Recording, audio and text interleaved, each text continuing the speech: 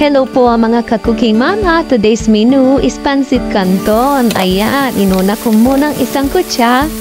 Ang hipon, nilagyan ko to ng pamintang pino at asin. Ayan.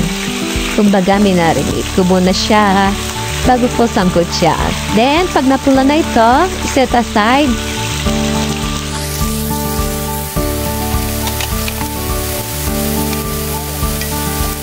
Ayan, ganyan lang. Dali na. Set aside na. At sa isa kawali rin na ito, lagyan na uli ng mantika. At dito ay pitu-pituhin naman itong hiniwa ko ng squid ball. So, yung isang squid ball, hiniwa ko ng 4. Ayan. Ayan. Pagkatapos natin itong maprito ng konti, ay iset aside din ito. Ayan. Pwedeng papakin habang nag-iintay. Joke lang. Pero nagpapak ako. Ang sarap kasi na squid ball. So, ito rin, sa mantika, hindi ko na binawasan. Magigisa na ako ng bawang. So, ang bawang is 7 cloves ang aking ginamit. So, mas masarap kasi maraming bawang. Tapos, isang medium na sibuyas. Pwede rin malaki. Bahala kayo. Malalaki na kayo. Joke lang. Yung malaking sibuyas ang ginamit ko rito. Yan. Para mas marami. Ayan. Pwede rin medyo. So yan. Kasangkutya natin. Ayan. Ang ginagawa kong pangsangkutya. Medyo. Niluluto ko maigi yung sibuyas. So ang kasunod nito ay yung ginawa kong manok. Ang manok na to ay in-strip ko. Bale, breast ang ginamit ko eh. Breast fillet, hiniwa ko ng strip. Ayan. So, sangkutya natin sa bawang at sibuyas. Ayan. Be sure na kumatatas, no? Tapos natin isisong ito. Dapat tapos kung masangkutya, i-add na natin yung mga seasoning. Ayan, nakaprepare na sa isang plato. Lagyan ko ito ng 1 tablespoon patis o fish sauce, 1 tablespoon fish sauce, 2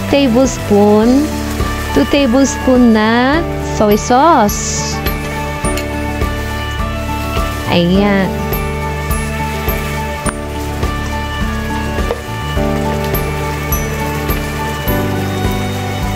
One tablespoon naman na oyster sauce.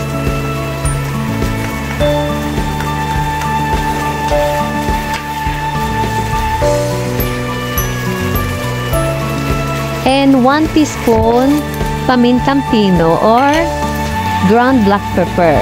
Yan. So, yan lang. Sangkutya muna natin. Nag-add din ako dito ng 1 chicken cube.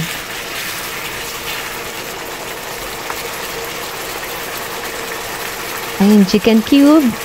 Halu-haluin para ma-incorporate yung lasa. So, yan.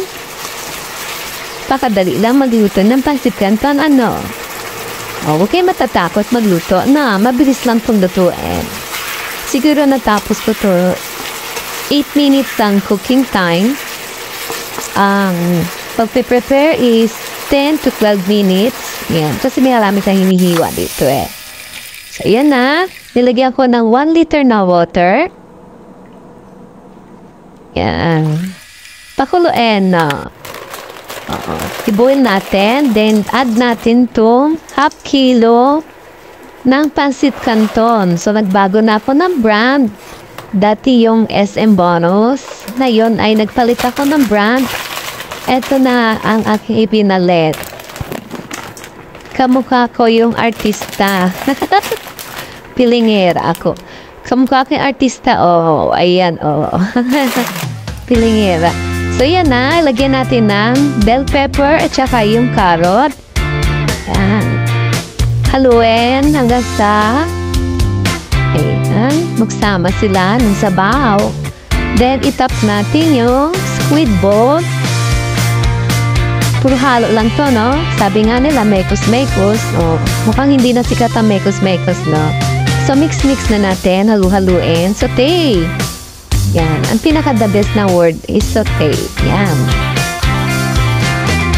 Ganyan lang naman, no? Hinahalo lang naman. So, huwag natin titigilan ang paghalo nito. Then, tap natin yung shrimp. Ayan na. Be sure na hindi siya madurog, no? Pangit kasi nadurog yung pancit canton. Maganda yung mahaba-haba pa siya. So, yung last na is 1/4 lang sa ng cabbage, no? Hindi masyado madami.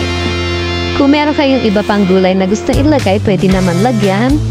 Pero, be sure na yung cabbage ang pinaka-last kasi madali itong maluto.